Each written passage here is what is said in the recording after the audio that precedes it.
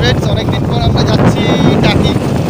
তো এখন রোডে বাসন্তী হাই রোডে আছি, বাইকে আছি।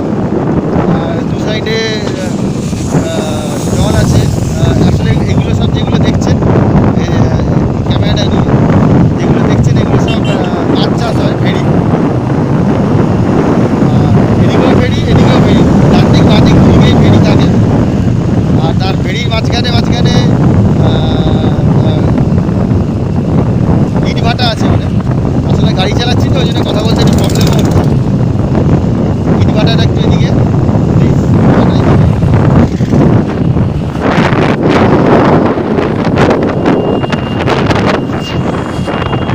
অনেকদিন পর লং ড্রাইভ বেরিয়েছি, দেখা যাক। আমাদের বাড়ি থেকে মোটামুটি 85 কিলোমিটার রাস্তা, মোটামুটি এখনো অবধি ভালো পেয়েছি। দেখা যাক, আমরা মালঞ্চ ঢুকছি, তার সামনে মালঞ্চ আছে 4-5 কিলোমিটারের মধ্যে মালঞ্চ। ঠিক আছে, চলুন মালঞ্চ যাই, তারপর আবার পয়েন্টটা দেখানো হবে। ঠিক আছে, ওকে, টাটা। হাই ফ্রেন্ডস, আমরা এখন মালঞ্চে চলে এসেছি। এখন মালঞ্চতে একটা ব্রিজ আছে, মালঞ্চ থেকে আপনার টাকি, হাসনাবাদ, বসিরহাট এটা কানেক্ট করে। তো এখন আমরা সেই ব্রিজ থেকে নিচে নদী ফদি দেখা যায়। জায়গাটা ভালোই, লং বাইক রাইড করে এসে মিনিটখানেকের জন্য স্টেও করা যায়। দাঁড়িয়ে লং ড্রাইভের জন্য ঠিকঠাক জায়গা।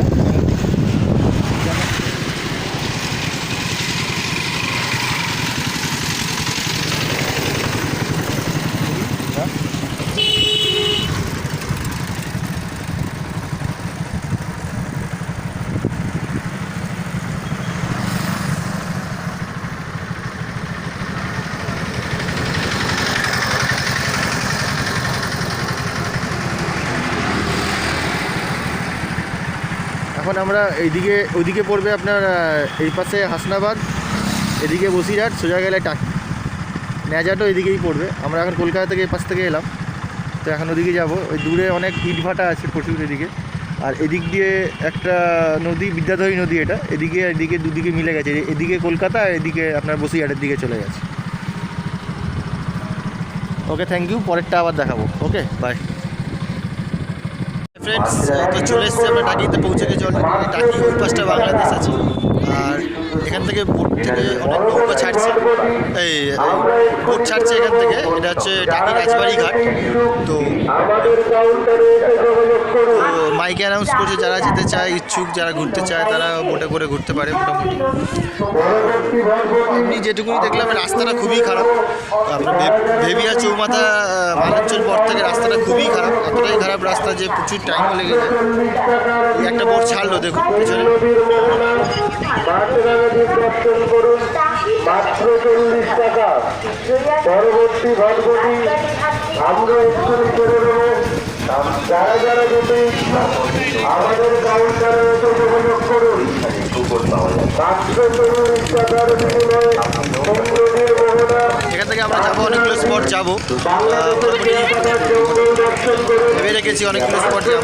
দেখা যাক কতগুলো যাবেন নাকি, একটু কতগুলো স্পট যাবো সেটা দেখা যাক, কতগুলো যাওয়া যায়। 6-7টা জায়গাতে যাওয়ার ইচ্ছা আছে।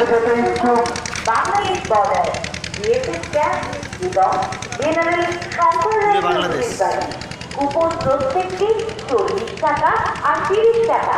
প্রয়োজনে বোট রিজার্ভ করে নিতে পারেন। আবার কিছুক্ষণ পরে ঘুরে এলাম। এটা হচ্ছে রায়চৌধুরীর বাড়ি। রায়চৌধুরী জমিদার ছিলেন, আর কর্নেলও ছিলেন। ওদের বাড়ি জমিদারি, তো এটা ওদের বাড়ি আছে।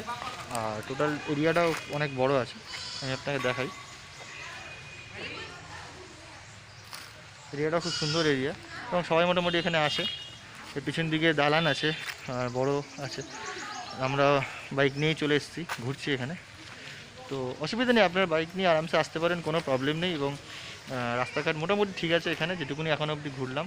এবং সুন্দর গাছপালা আছে, এরিয়াটা ভালোই মোটামুটি। আর সেরকম নেই, ঠিক আছে, অল্পের মধ্যে খারাপ না। ওকে, চলুন পরের নেক্সট জায়গায় যাবো, যখন আপনাকে আবার ভিডিও করছি। ততক্ষণের জন্য টাটা। আমরা এখন এসেছি একটা শুটিং স্পটে, যেখানে বিসর্জনের শুটিং হয়েছিল আবির জয়া হাসানের কৌশিক গাঙ্গুলির ছবি, ন্যাশনাল অ্যাওয়ার্ড পাওয়া বিসর্জন, ইন্ডিয়া আর বাংলাদেশের নিয়ে। বাংলাদেশে চলে গেছিলো আবির জলে ভেসে, ওখানে গিয়ে ছিল জয়া হাসানের বাড়িতে, জয়া হাসান বিধবা ছিল, সেই বাড়ির শুটিং এখানে হয়েছিল। দেখাচ্ছি বাড়িটা পুরো, বাড়ির ডিটেল।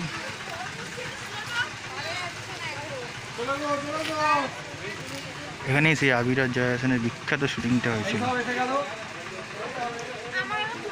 আবির ভেতরে ঢুকে যাবে, জয়া হাসান বাইরে থেকে গেটটা বন্ধ করবে। তারপর কী হয়েছিল আপনারা জানেন, লাস্ট সিনের আগের সিনটা, লাস্ট সিনের আগের সবাই জানে সেটা।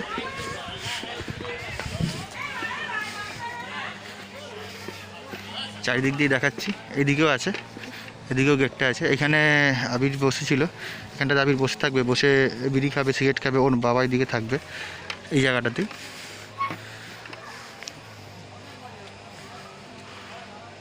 খুবই ভালো সুন্দর স্পট, পাশে পুকুর আছে, এই পুকুর ঘাটেও কিছু সিন আছে, পুকুর ঘাটে এখানেও থাকবে কিছু। ওখানে আবির আসবে, ওরা আসবে, একটা পুকুরে স্নান করবে, এরকম একটা সিন আছে, স্নানের দৃশ্য। কৌশিক গাঙ্গুলি খুব সুন্দর একটা পজিশান,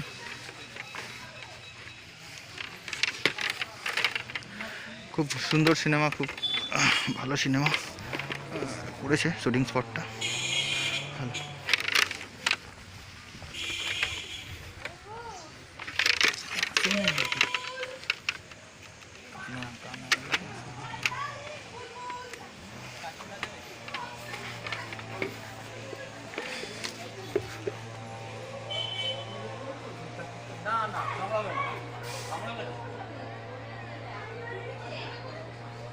সেই মাটির দেওয়া, আবির মুড়ি খাবে মাদুর পেতে বসে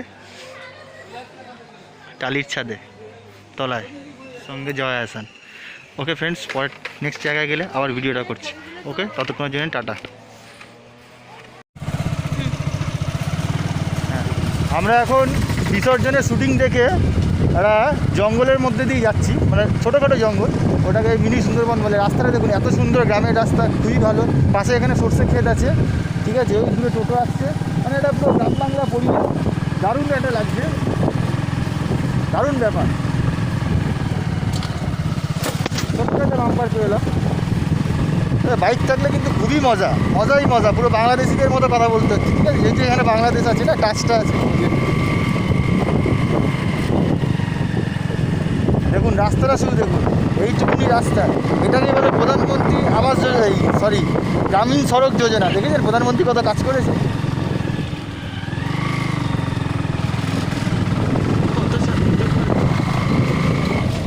ওকে বন্ধুরা, আমরা ওখানে গিয়ে পৌঁছাই, তারপর নেক্সট আপনাদের আবার জানাবো। ওকে, ততক্ষণে টাটা।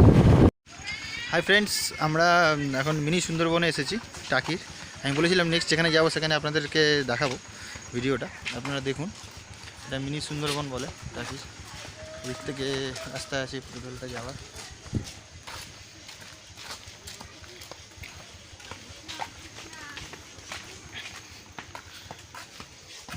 সুন্দর জায়গা।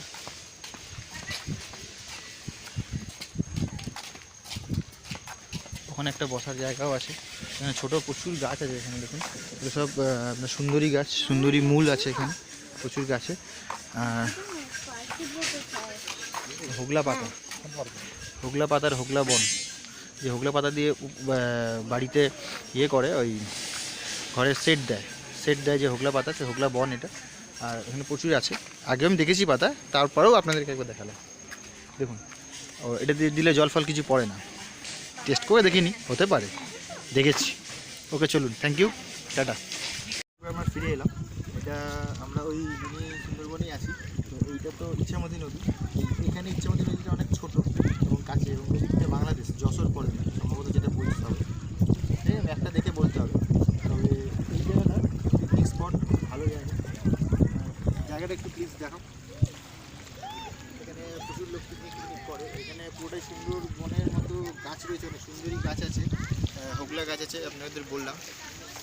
তারপরে আপনার শ্বাসমূল প্রচুর পরিমাণে আছে, আর প্লাস ওই দিকটা বাংলাদেশের দিকটা একটু ঘোরা, আর বাংলাদেশ, বাংলাদেশ ওদিকটা বাংলাদেশ, এদিকটা ইন্ডিয়া। আর এটা ইন্ডিয়া বাংলাদেশের মধ্যে সবচেয়ে কাছের নদীর মধ্যে, মানে এই অঞ্চলে সবচেয়ে কাছে পড়ে। এটা একটু ডিস্টেন্সটা খুবই কম, 1 কিলোমিটারেরও কম। অন্য জায়গায় এটা অনেক বেশি, 1 কিলোমিটার থেকে বেশি। ওকে, চলুন, থ্যাংক ইউ। আর ওকে ফ্রেন্ডস, তবে আপনারা ভিডিওগুলো দেখেছেন এবং আশা করি আপনাদের ভালো লাগবে। লেগেছে, ভালোও লেগেছে অবভিয়াসলি। আর এর পরবর্তী যে ছবিগুলো আমি দেখাচ্ছি, আপনারা সেই ছবিগুলো দেখুন এবং দেখে অবশ্যই ভালো লাগলে কমেন্ট করবেন নিচে। এবং এরপরে নেক্সট আমরা যেখানে আবার যাব সেখানে আশা করি ভিডিওগুলো দেবো। তবে আমার মনে হয় কি এই টাকি ট্যুরটাতে সবচেয়ে বেস্ট হয় যদি আপনারা নিজের প্রাইভেট বাইক ইউজ করেন অথবা প্রাইভেট কার ইউজ করেন। সবচেয়ে বেস্ট হয় ট্রেন বা বাসের জন্যে আপনারা ওয়েট করবেন না বা যাবেন না, তাতে করে সমস্যা বাড়তে পারে, কমবে না। আর ওখানে টোটোদের ভাড়া প্রচণ্ড বেশি ঘোরার জন্য, নিজেদের বাইক থাকলে, গাড়ি থাকলে নিজেরা নিজেদের সুবিধা মতো ঘুরতে পারবেন।